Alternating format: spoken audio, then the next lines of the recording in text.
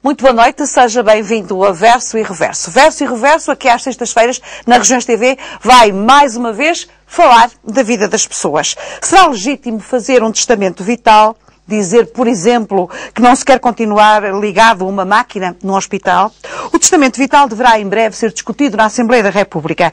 Nós vamos falar disso mesmo e também do morrer com dignidade, aqui no Verso e Reverso, na Regiões TV, como é costume, neste programa em direto durante 2 horas na Regiões TV.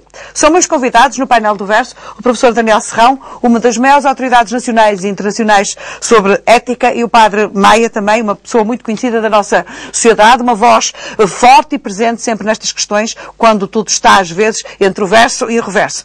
No painel do reverso, o Dr. António Lúcio Batista, cirurgião cardiotoráxico, e a doutora Marta Leiras, jurista. Aos 4, muito obrigada. Muito obrigada também ao meu painel que está na assistência, constituído por pessoas do IPO, pessoas ligadas aos cuidados continuados, ligadas ao mundo da enfermagem, da medicina, gente que conhece muito bem de perto o que é o sofrimento. E sobre esta questão do testamento vital, convido-vos desde já a ver um trabalho de investigação da minha colega Marina Sousa.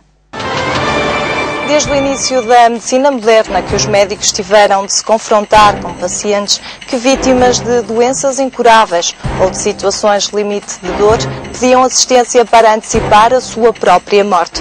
O mesmo é dizer para praticar a eutanásia, mas a questão é de tal modo controversa que tem vindo a dividir a classe médica, política e religiosa ao longo da história.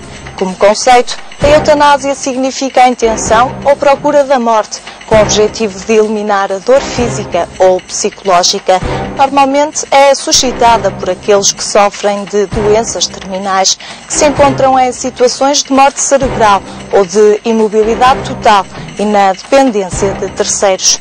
Na sua forma prática, eutanásia é o processo através do qual um profissional de saúde administra uma substância que provoca diretamente a morte do doente, ou então quando um profissional de saúde não presta os devidos cuidados ao doente porque sabe que este vai resultar na sua morte.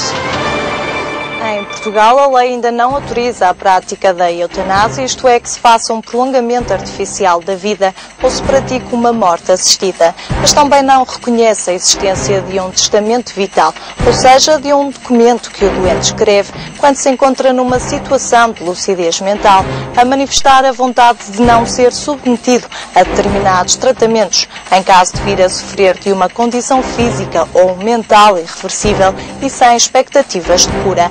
No entanto, muitas são as opiniões, convicções, os adeptos e os detratores da eutanásia e do testamento vital. A discussão pela realização de um referendo sobre a eutanásia, validade, a ética e a necessidade de uma legislação para a existência ou não de um testamento vital tem estado em cima da mesa na Assembleia da República.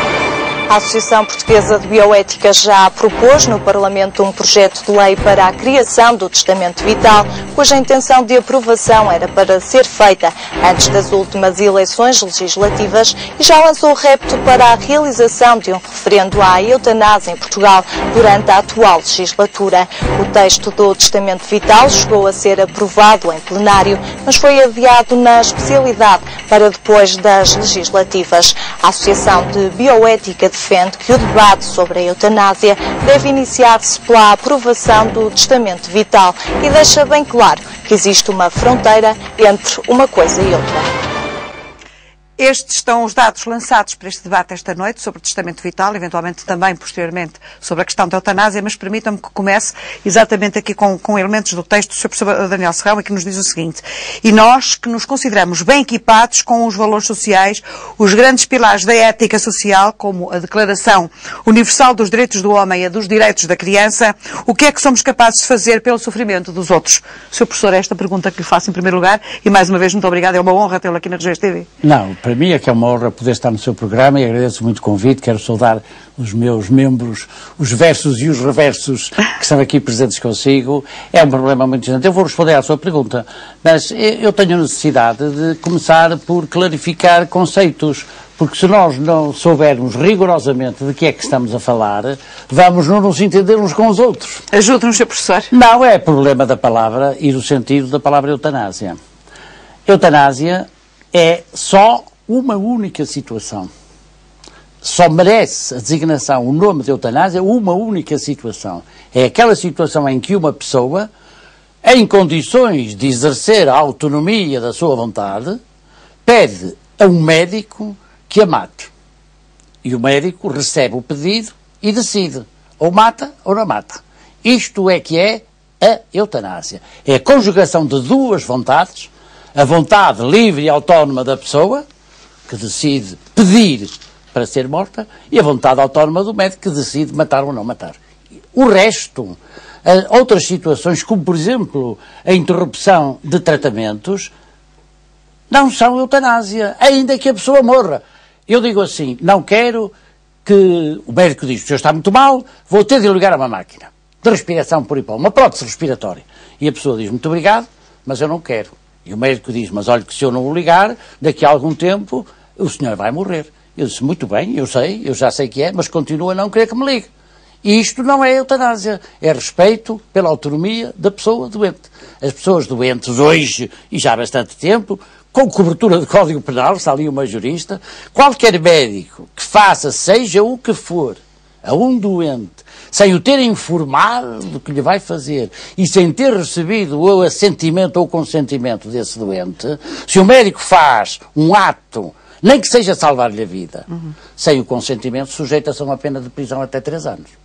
Portanto, o direito das pessoas recusarem tratamento, todos os tipos de tratamentos, é um direito de personalidade, é um direito importante e que está protegido pelo Código Penal Português e pelo Código Civil. Portanto, esse assunto está perfeitamente clarificado. A eutanásia não é nada disto.